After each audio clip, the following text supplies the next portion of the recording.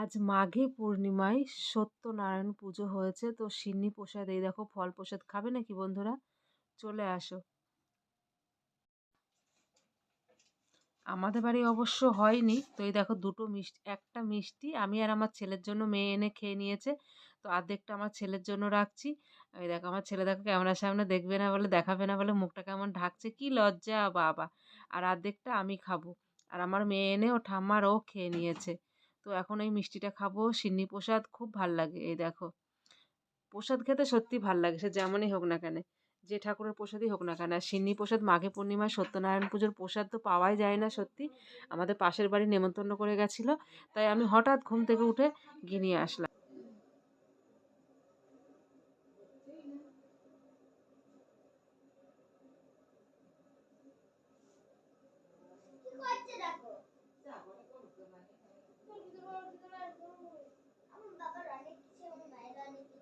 Hello guys, good evening. সবাই কেমন আছো? আশা করি একটু ভালো আছো। চুলগুলো বাঁধার সময় এই অ্যান্টেনা দুটো যদি না নামাই, চুল উঠে উঠে কপালটা বড় হয়ে গেছে, তো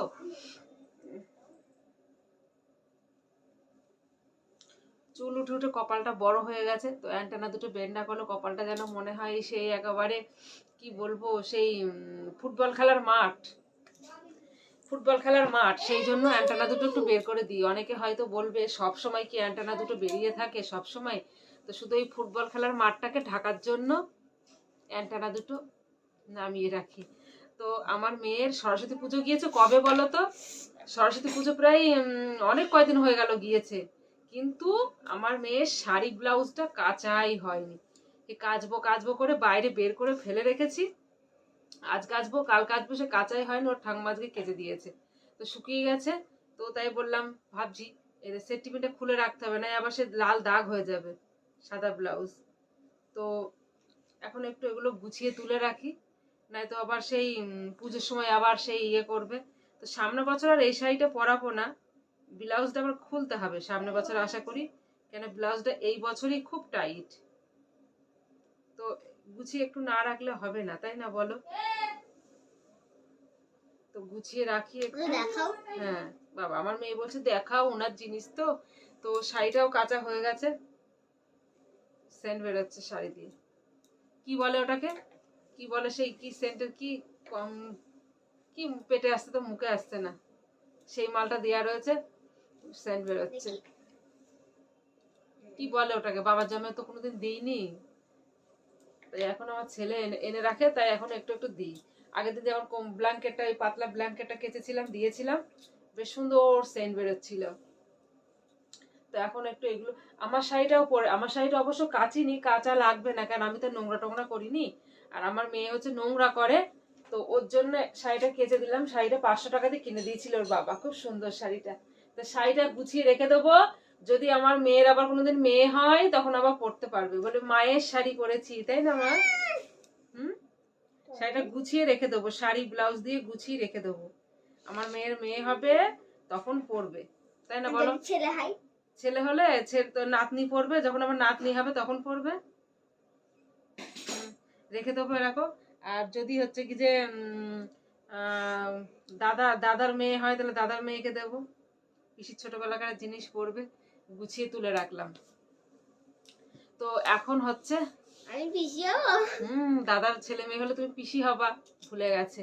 তো আমাদের যেমন আমার ভাইপোটা, ভাইপো ভাইজি গেলে পিসিমনা করে একবার জড়িয়ে ধরে, বলে না রক্তের টানটা একটা অন্যরকমই, যাই হয়ে যাক না গেলে বাড়ি আসবে না পিসিমনা, আর ফোন করেই যাবে, পিসিমনা কবে আস, যদি শোনে যে একবার যাচ্ছি তাহলে তো ফোন করেই যাবে 14 বার, কখন আসতো, বেরিয়েছো, কখন বেরিয়েছো।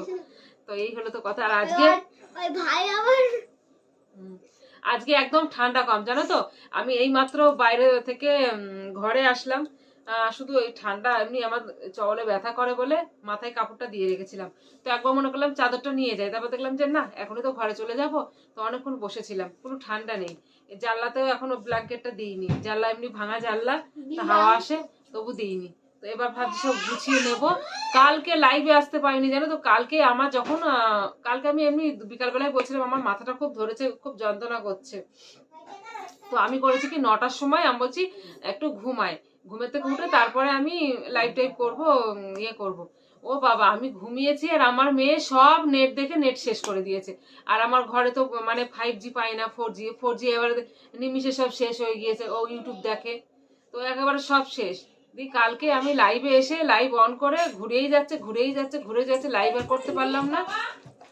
তো এই দেখো দেখো ফোনটা নিয়ে এখন দুই ভাইকে আমার মারামারি। ও বলছে আমি নেবো, ও বলছে আমি নেবো।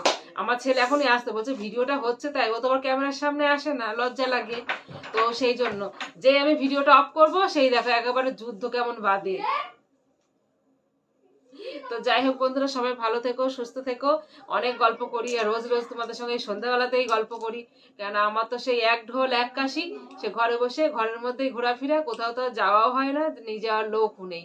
তো আমি নিজেই একাই 100, তাই একার মতোই শুধু বকে যাই। তো যাই হোক, সবাই ভালো থেকো, টাটা, বাই বাই।